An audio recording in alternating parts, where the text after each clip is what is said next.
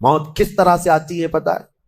فرمایا گیا جیسے ریشم کے کپڑے کو کانٹوں کی جھاڑی پر ڈال دو اور کپڑا کھینچو، کپڑے کے تار تار نکلتے جائیں گے۔ فرمایا گیا ملک الموت روح نکالنے کے لیے جب آتے ہیں تو اسی طرح سے روح نکالتے رہتے ہیں، انگلیوں سے، پیروں کی، ہاتھوں کی انگلیوں سے، ناخنوں سے روح نکلتی آتی ہے، ایک ایک جوڑ سے روح نکلتی ہے، یہاں تک کہ ناک تک اس کو کھینچ کر کے لایا جاتا ہے۔ اور قرآن میں اللہ فرماتا ہے تم اگر دیکھو گے کہ روح کیسی نکالی جا رہی ہے، یضربون وجوہہم وادبارہم، فرشتے آتے ہیں پیٹھ پر، پیچھے مارتے ہیں، زور زور سے مارتے ہیں اور پیشانیوں پر مارتے ہیں اور یہ کہتے ہیں اے نکل جا روح۔ اللہ فرماتا ہے تم اگر دیکھو گے کہ فرشتے کس طرح روح نکالتے ہیں تو کانپ کر رہ جاؤ گے، مار مار کر کے روح کو نکالا جاتا ہے۔ اور یہ چھوٹا سا وقت نہیں ہے، ادھر جھٹکا لگا ادھر موت ہو گئی، لمبا پروسیس ہے، اس سے جو گزرتا ہے وہی بتا سکتا ہے۔ بعض لوگوں کو ایسا لگتا ہے زہر کھا لیا ابھی موت ہو گئی، سوسائڈ کر لیا ابھی موت ہو گئی۔ موت سے پہلے فرشتے آ جاتے ہیں، چاہے تم اچھے آدمی ہو، بیٹھے ہوئے ہو، تم کو بھی اگر موت آنی ہے تو تم پہلے فرشتوں کو دیکھنے لگ جاؤ گے، لیکن بتا نہیں سکتے کسی کو۔ موت سے تھوڑی دیر پہلے فرشتے قریب آ جاتے ہیں، پہلے جماعت فرشتوں کی آتی ہے، پھر ملک الموت آتے ہیں۔ ملک الموت ان فرشتوں کے بیچ آتے ہیں، جیسے ہی یہ مرنے والا آدمی ملک الموت کو دیکھ لیتا ہے پھر اس کے جسم میں کپ کپی طاری ہو جاتی ہے، اور ایسی کپ کپی طاری ہوتی ہے کہ کبھی پیشاب نکل جاتا ہے، کبھی پخانہ نکل جاتا ہے۔ اکثر دیکھنا مرنے والوں کی نجاست نکل جاتی ہے، ملک الموت کو وہ بہت قریب سے دیکھتا ہے، اور ان کی دو شکلیں ہیں، ایک بہت بھیانک شکل ہے، اس کو دیکھنا ہی عذاب ہے، اور ایک بہت خوبصورت شکل ہے، ان کو دیکھنا ہی رحمت ہے۔ وہ نیک بندوں کی روح نکالنے کے لیے جب جاتے ہیں تو خوبصورت شکل میں جاتے ہیں، اور جب گنہگاروں کی روح نکالنے جاتے ہیں تو بھیانک شکل میں جاتے ہیں، اور ان کو دیکھتے ہی مرنے والے کا جسم پیلا پڑ جاتا ہے، پیشانی اکھڑ جاتی، آنکھیں پھٹی رہ جاتی، اور پھر خرخرا آنے لگ جاتا ہے، یعنی خرخر کی آواز تیز ہو جاتی ہے۔ وہ بولنا چاہتا ہے اپنے پاس والوں کو لیکن بول نہیں سکتا، بند ہو جاتا ہے۔ یہ وہ وقت ہے جب اس کے توبہ کا دروازہ بھی بند ہو جاتا ہے۔ اب اگر فرشتوں کو دیکھ کر کوئی توبہ بھی کر لیا، ایمان لایا، تو اس کا ایمان قبول نہیں۔ اس وقت سے پہلے پہلے تک جو بھی ایمان لایا یا توبہ کیا اس کی توبہ قبول ہے، لیکن موت کا خرخرا آ گیا اور فرشتوں کو دیکھ لیا، اس کے بعد بہت سارے کافر بھی پکاریں گے کہ ہم ایمان لاتے ہیں اللہ پر، نہیں، اب ایمان قبول نہیں ہوگا۔ موت اتنی آسانی سے نہیں آتی، اس کا پروسیس ہے۔ فرشتے آتے ہیں، ملک الموت آتے ہیں، پھر اس کے بعد اس کو گھور کر دیکھتے ہیں، پھر اس کو چت لٹا دیا جاتا ہے، یا جس حالت میں بھی ہے وہ گر جاتا ہے، کھڑا ہے تو گرتا ہے، بیٹھا ہے تو گرتا ہے، موت آنے سے پہلے لڑک جاتا ہے۔ یہ ضروری بھی نہیں ہے کہ آج میں اپنے آپ کو سنبھال کر بیٹھا ہوں، اگر میری موت آنی ہے اسی کرسی سے گر جاؤں، اسی جگہ سے ہم گر جائیں۔ اور اس کے بعد ملک الموت روح کھینچنا شروع کرتے ہیں، پیروں کے ناخنوں سے لے کر، ہاتھوں کے ناخنوں سے لے کر، اس کے جسم کے ہر حصے سے لے کر ناک تک کھینچتے ہوئے لاتے ہیں، اور اس کے بعد جب پوری روح نکل جاتی ہے وہ لے کر کے چلتے رہتے ہیں، اور مردہ ان کو جاتے ہوئے دیکھتا رہتا ہے، آنکھیں سب سے لاسٹ میں کھلی رہتی، کسی بھی مرنے والے کی آنکھیں بند نہیں رہتی، کھلی رہتی، وہ دیکھتا رہتا ہے۔ اسی لیے حدیث پاک میں ہے جب کسی کی روح نکل جائے تو سب سے پہلے تم اس کی آنکھیں بند کر دو، ہمیں بند کرنا ہوتا ہے، اور اس کے بعد منہ بھی کھلا رہ جاتا ہے، منہ اوپن رہ جاتا ہے، فرمایا گیا منہ کو دبا کر بند کر دو۔ یہ سب نشانیاں ہیں میرے عزیزوں موت کی، سختیوں کی۔ آپ کو پتا ہے جب رسول کریم صلی اللہ تعالی علیہ وسلم کی وفات آئی، اللہ اکبر، نزع کا عالم اتنا سخت تھا کہ بار بار حضور اکرم صلی اللہ علیہ وسلم کو پورے پانی کے مٹکے انڈیل دیے جا رہے تھے، 3 مٹکے حضور پر انڈیل دیے گئے موت سے پہلے، اور حضور اس کے بعد تھوڑا آرام محسوس کرتے اور پھر شدت کا بخار۔ اور وہ آخری وقت تھا جب حضرت فاطمہ آپ کے پاس آئی تھی، حضور نے ان کے کان میں بتا دیا، وہ رونے لگ گئی۔ کیا کہا تھا حضرت فاطمہ کہتی ہیں حضور نے فرمایا اے فاطمہ اب میں جا رہا ہوں، میرا آخری وقت ہے۔ پھر ایک دوسرے کان میں ان سے کہا میرے خاندان میں سے سب سے پہلے تم مجھ سے ملنے والی۔ تو رسول کریم صلی اللہ تعالیٰ علیہ وسلم حضرت عائشہ صدیقہ کے سینے سے سر لگا کر لیٹے ہوئے تھے۔ حضرت عائشہ فرماتی ہیں سنو، مجھے پتہ ہی نہیں تھا، حضور حضرت عائشہ سے زیادہ محبت کرتے تھے، اسی لیے آخر وقت میں حضرت عائشہ کے ہی حجرے میں رہنے لگے، باقی دوسری بیویوں کیا نہیں جاتے۔ حضرت عائشہ کہتی میں حضور اکرم صلی اللہ تعالیٰ علیہ وسلم کو کبھی مسواک دے رہی، کبھی پانی کے چھڑکاؤ کر رہی۔ تھوڑی دیر کے بعد حضور اکرم صلی اللہ تعالیٰ علیہ وسلم لیٹے لیٹے اسی طرح رہ گئے۔ حضرت عائشہ کہتی ہے میرے سینے پر حضور کا سر تھا، وہ اتنا بھاری ہو گیا مجھے لگتا تھا کہ میری پسلیاں ٹوٹ جائیں گی۔ یہ حضرت عائشہ کہتی ہے مجھے ایسا لگتا تھا کہ میری پسلیاں ٹوٹ جائیں گی۔ ہوا کیا تھا؟ حضرت عائشہ فرماتی ہیں دروازے پر جبرائیل امین آئے، روح نکلنے سے پہلے کی بات ہے۔ حضرت عائشہ فرماتی ہیں حضور کے پاس جبرائیل آخری بار آئے، وہ غمگین حالت میں آئے یا جس حالت میں ہو۔ حضرت رسول کریم صلی اللہ علیہ وسلم سے عرض کرنے لگے یا رسول اللہ، دروازے پر موت کا فرشتہ کھڑا ہے، آپ کی اجازت چاہتا ہے، اگر آپ اجازت دے دیں تو آئے گا اور آپ کی روح پاک کو اللہ کے حضور لے جائے گا۔ اور یا رسول اللہ، آج سے پہلے اس فرشتے نے کسی سے اجازت نہیں لی اور قیامت تک کسی کی روح نکالنے کے لیے وہ اجازت لے گا بھی نہیں۔ یہ صرف رسول پاک کی خصوصیت تھی۔ حضور نے فرمایا آنے دو، ملک الموت آئے، اور جب حضور کی اجازت سے روح نکالی تو حضرت عائشہ کہتی ہیں اتنا بھاری ہو گیا تھا سر کہ مجھے لگتا تھا کہ میری پسلیاں ٹوٹ جائیں گی سینے کی۔ اور اس کے بعد حضرت عائشہ فرماتی ہیں میں نے حضور کے سر مبارک کو نیچے کی طرف کیا، مجھے پتا بھی نہیں تھا کہ حضور کا انتقال ہوا۔ میں حضور اکرم صلی اللہ علیہ وسلم سے باتیں کرنے میں مصروف تھی، اسی میں حضرت ابو بکر صدیق حجرے میں آئے، پوچھا عائشہ کیا حال ہے حضور کا؟ حضور اکرم صلی اللہ علیہ وسلم کو دیکھا حضرت ابو بکر نے اور پیشانی مبارکہ پر ہاتھ رکھا تو وہ بہت ٹھنڈی تھی، ماتھے کو بوسہ دیا اور ایک آہ بھری اور ایک جملہ کہا تھا یا رسول اللہ، ایک بار موت آنی تھی وہ آپ پر آ گئی، اب موت کی سختی اللہ دوبارہ کبھی آپ کو نہیں عطا کرے گا۔ موت کی سختی کیونکہ حضور کو انہوں نے دیکھا تھا، کئی دنوں سے تکلیف تھی، 13 دن تک حضور پاک صلی اللہ علیہ وسلم کو تکلیف تھی، 13 دن تک۔ حضرت ابو بکر کہتے ہیں یا رسول اللہ، اب موت کی سختی دوبارہ کبھی نہیں آئے گی، جو اللہ کا وعدہ تھا وہ پورا ہو گیا۔ پورا کھل کر کے رو بھی نہیں پا رہے تھے ابو بکر صدیق اور اپنے اندر دبا بھی نہیں پا رہے تھے۔ موت کی سختی انہوں نے دیکھا اور اس کے بعد کہا اے عائشہ کیا دیکھ رہی ہو، اللہ کے رسول ہم سے رخصت ہو چکے ہیں۔ پھر انہوں نے آ کر مسجد میں اعلان کیا اے لوگو، اللہ کے نبی کا انتقال ہو چکا۔ اب مجھے یہاں یہ بتانا ہے اگر موت سے کوئی بچ سکتا تھا تو سب سے پہلا نمبر تو رسول اللہ کا ہونا چاہیے تھا، کیونکہ اللہ کے سب سے محبوب نبی وہی ہیں۔ جب رسول پاک صلی اللہ تعالیٰ علیہ وسلم کو بھی موت آئی تو میاں ہمارا اور تمہارا شمار نہیں، چاہے 100 سال زندگی مل جائے لیکن مرنا ضروری ہے۔ بہرحال یہ باتیں بڑی طویل ہو جائیں گی۔ موت کا تذکرہ اس لیے بھی میں زیادہ کرتا ہوں کہ حدیث پاک میں ہے مومنوں کو یہ تذکرہ کرو تاکہ ان کو گناہوں سے نفرت پیدا ہو جائے اور آخرت کے سفر کی تیاری وہ شروع کریں۔ میرے آقا نے فرمایا قبرستان جایا کرو۔ بعض لوگ یہ کہتے ہیں نا قبروں پر جانا شرک یا بدعت، خود میرے آقا صلی اللہ علیہ وسلم نے فرمایا فزورو، قبروں کی زیارت کرو۔ کیوں؟ فإنها تذکر الآخرہ، اس لیے کہ وہ تمہیں آخرت کی یاد دلاتی ہے۔ مولا علی کرم اللہ وجہہ الکریم قبرستان جاتے، حضرت سعید ابن مسیب ایک تابعی ہیں، حضرت علی کے ساتھ قبرستان گئے تھے۔ حضرت علی نے زور سے سلام کیا قبر والوں کو اور پھر پوچھا ہے قبروں والوں کیا حال ہے تمہارے؟ اور اس کے بعد پھر حضرت علی روتے کھڑے ہوئے، آنسو بہنے لگے۔ حضرت سعید ابن مسیب کہتے ہیں مولا علی سے کیا آپ قبروں والوں سے بات کر رہے ہیں، وہ آپ کی سن رہے ہیں یا آپ سے وہ کچھ جواب دے رہے ہیں؟ حضرت علی کرم اللہ وجہہ الکریم نے فرمایا ہاں، اگر تم سنتے ان کی باتیں تو رو پڑتے ہیں۔ حضرت سعید پوچھتے ہیں کیا کہہ رہے ہیں قبروں والے؟ سنو میرے عزیزوں، حیدر کرار شیر خدا علی مرتضیٰ فرماتے ہیں قبروں والوں سے میں نے پوچھا کیا حال ہیں تمہارے، تو قبروں والوں نے کہا اے علی مت پوچھو ہمارے حال، جن بالوں کو ہم سجایا کرتے تھے ان بالوں پر تو اللہ نے بچھو چھوڑ دیے، ہمارے وہ چہرے جو غازے سے ملوث تھے، حسین تھے، ہمارے چہروں پر اب خون اور پیپ کے علاوہ کچھ نہیں رہ گیا، ہمارا وہ جسم جس کے سنوارنے کے لیے ہم دن بھر گھنٹوں لگاتے تھے آج وہ ہماری قبروں میں کیڑوں کی غذا بنا دی گئی ہے۔ حضرت علی فرماتے ہیں قبروں والوں نے جب ہم سے یہ کہا تو ہم نے ہمیں رونا آ گیا۔ یقیناً میرے عزیزوں وہ منزل آپ کی بھی ہے میری بھی ہے، ہمیں بھی جانا ہے آپ کو بھی جانا ہے۔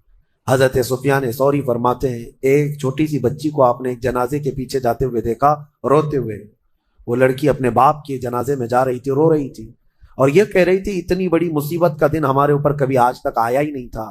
حضرت سفیان ثوری نے کہا بیٹا تم پر نہیں تمہارے باپ پر جو دن آیا وہ کبھی نہیں آیا تھا، موت کا دن۔ موت کا دن سب سے سخت دن ہے، سب سے سخت دن ہے۔ تم جہاں کہیں پر بھی جاؤ موت تمہیں آ کر پکڑے گی۔ بروج مشیدہ کا مطلب ہوتا ہے بہت ہی پکے محل میں بھی اگر تم بیٹھ جاؤ، بہت مضبوط محل میں تم بیٹھ جاؤ، موت آنا ہے وہاں پر بھی آئے گی۔ ہم نے دیکھا ہے بڑے بڑے محلات میں رہنے والے بھی اور جنہوں نے آسمان چھوتی ہوئی عمارتیں بنائی وہ بھی موت کے ہتھے چڑھی گئے۔ موت تو آنا ہے۔ آج ہمارا حال یہ ہوتا ہے کہ دنیا میں اس قدر مصروف ہو جاتے ہیں کہ موت کو بھول جاتے ہیں۔ تمہیں پتہ بھی ہے کہ اچانک آنے والی یہ موت بالکل مہلت نہیں دیتی، بالکل مہلت نہیں دیتی۔ آپ اگر آس پاس میں اپنی نظریں ڈالیں تو آپ کے دوستوں میں کئی جا چکے ہوں گے، جن کی عمر زیادہ نہیں تھی وہ جا چکے۔ موت کے لیے عمر کوئی متعین نہیں ہے کہ بڑھاپے میں آئے گی یا بیماری سے آئے گی۔ اچھے لوگوں کو بھی موت آ جاتی ہے، چلتے پھرتے لوگوں کا جنازہ آ جاتا ہے، کسی کے لیے بھی کوئی وقت معین نہیں۔ اور قرآن میں اللہ تعالیٰ یہ فرماتا ہے اگر بندہ موت سے بھاگنے کے لیے، جس کو کہتے ہیں پریکاشن لینا، کہیں جا کر کے محفوظ مقام پر چھپنے کی کوشش کرتا ہے، وہ آئے گی موت۔ بزرگوں نے ایک حکایت لکھی ہے کہ ایک بادشاہ کو نجومیوں نے بتایا تھا کہ فلاں دن تمہاری موت آنے والی ہے۔ نجومی ستاروں کا علم جاننے والے اٹکل پچھو سے کچھ نہ کچھ تو بتا دیتے تھے۔ تو اس بادشاہ کو نجومیوں نے جب دن بتایا، اس دن اس نے کیا کیا، ایک ایسا حجرہ، ایک کمرہ بنایا جس میں کوئی چیز آ ہی نہیں سکتی، کوئی چیز نہیں، صرف اس نے ایک سوراخ رکھا ہوا کے لیے، اور اس میں سے مچھر بھی نہ آ سکے، مکھی بھی نہ آ سکے۔ اس حجرے کے اندر وہ چلا گیا، وہ پورا دن اس کو تھا کہ میں موت کو چکما دے دوں۔ اور نجومیوں نے یہ بتایا تھا کہ بچھو کے ڈنک مارنے سے تمہاری موت آئے گی۔ اس نے کہا بس مجھے بچھو سے بچنا ہے، بچھو نہ آنے پائے ایسا میں پورا انتظام کر لوں گا۔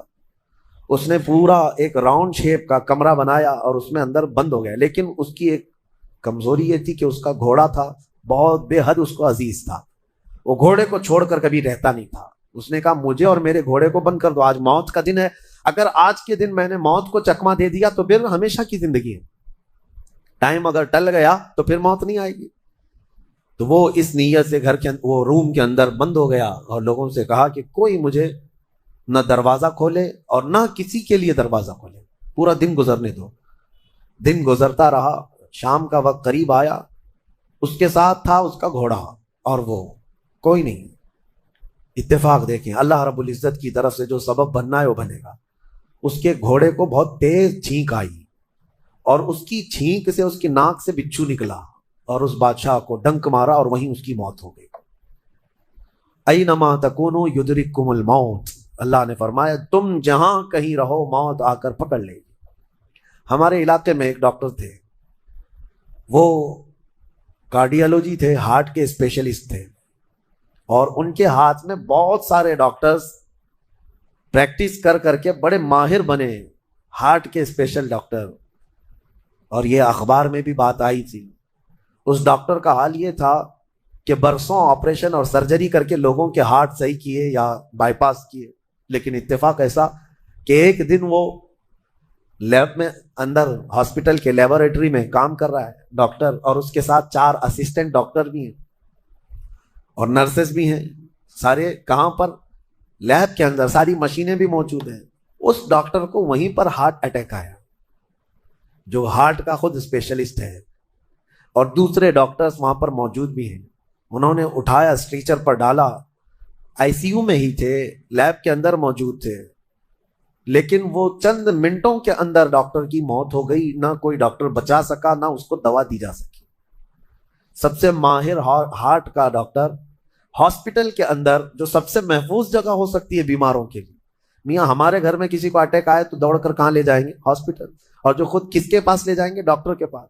جو خود ڈاکٹر ہے اور خود ہاسپٹل میں بیٹھا ہوا ہے، اس کو ہی اگر آ جائے، اور قریب میں ڈاکٹرز بھی موجود ہیں لیکن بچا نہ سکے، یہ رب ذوالجلال کا فرمان، جب وعدہ مکمل ہو جائے تو پھر کوئی طاقت تمہیں موت سے روک نہیں سکتی۔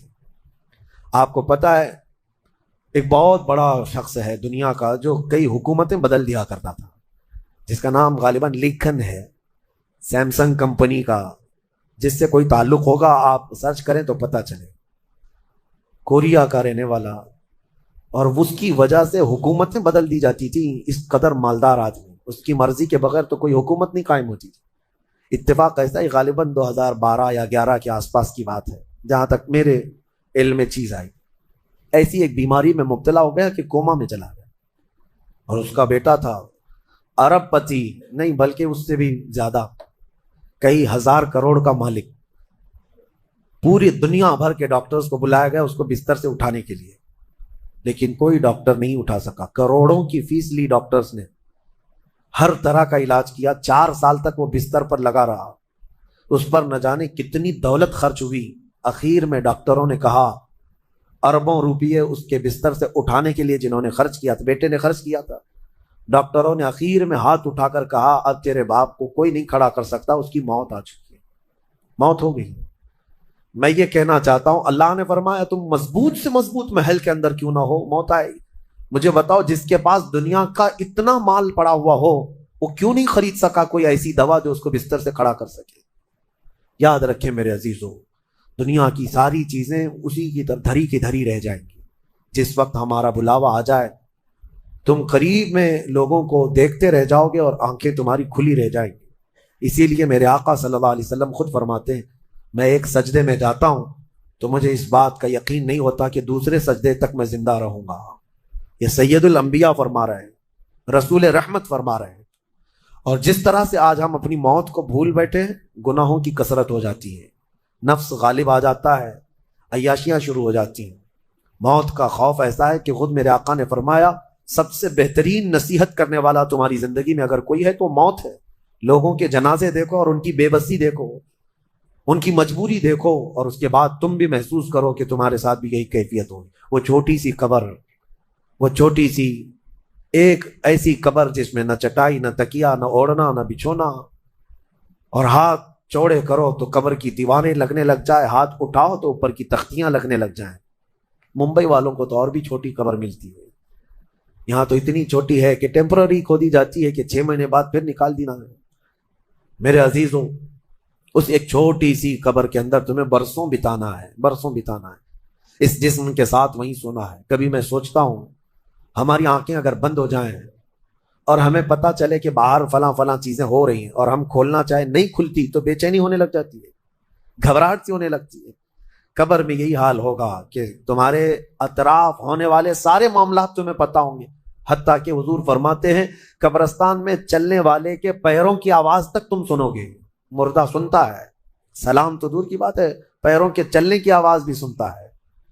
اور جب سنتا ہے سارے معاملات لیکن آ نہیں سکتا باہر، کسی کو کچھ کہہ نہیں سکتا، بول نہیں سکتا. کیسی بے چینی ہوگی، وہ کیسی گھبراہٹ ہوگی. بڑے بڑے اولیاء اکرام حتیٰ کہ سیدنا عثمان ابن عفان رضی اللہ تعالیٰ عنہ، داماد رسول، امیر المومنین، خلیفہ رسول، جب رات کے وقت مصلی پر کھڑے ہوتے اور قبر کی کوئی آیت تلاوت کرتے تو اتنا روتے تھے کہ ان کا مصلی آنسوؤں سے بھیگ جاتا تھا. صبح ان کے مصلی کو نچوڑ کر سکھایا جاتا تھا. لوگ ان سے پوچھتے آپ قبر کے متعلق اتنا خوف زدہ کیوں ہو جاتے ہیں؟ مرنا تو سب کو ہے. حضرت عثمان غنی فرماتے ہیں یہ ہماری پہلی منزل ہے، اگر یہ نکل گئی تو ساری منزلیں آسان ہیں. اینما تکونوا یدرککم الموت، اللہ فرماتا ہے. اور کئی جگہ قرآن میں یہ آیتیں آئی ہیں میرے عزیزوں. جانا ہم سب کو ہے، بہت تھوڑے ہی دنوں کے بعد آخرت کے سفر کی طرف رواں دواں ہے. اسی لیے کسی بزرگ نے سچ کہا کہ دنیا میں جتنے راستے ہیں یہ لکھا تو جاتا ہے یہ راستہ فلاں شہر جا رہا ہے، فلاں شہر جا رہا ہے. حقیقت تو یہ ہے کہ سارے راستے قبرستان جا رہے ہیں، وہیں جا کر اینڈ ہوتے ہیں. ممبئی سے پونا جا رہا ہے راستہ، پونا سے بنگلور جا رہا ہے راستہ. بورڈ تو لکھے ہوئے ہیں لیکن اہل تصوف یہ کہتے ہیں یہ تمہاری خام خیالی ہے، لیکن جس راستے پر بھی چلو گے اخیر وہ راستہ تمہیں قبرستان ہی پہنچائے گا، تمہاری زندگی وہیں جا کر اینڈ ہونے ہے.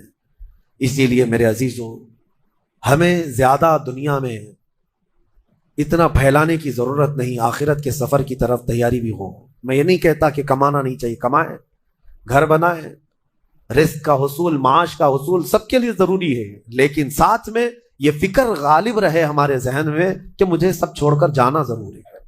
جب تک تمہارے ذہن میں یہ بات آتی رہے گی میرا آخرت کا سفر باقی ہے، تو ہوگا یہ کہ تم دنیا تو کماتے رہو گے لیکن اپنے مولا سے غافل کبھی نہیں ہوگے۔ اللہ کریم ہم سب کو دنیاوی خرافات سے محفوظ فرمائے، دنیا کی لذتوں سے اور یہ فانی خرافات میں مبتلا ہو کر آخرت بھولنے سے اللہ ہماری حفاظت فرمائے۔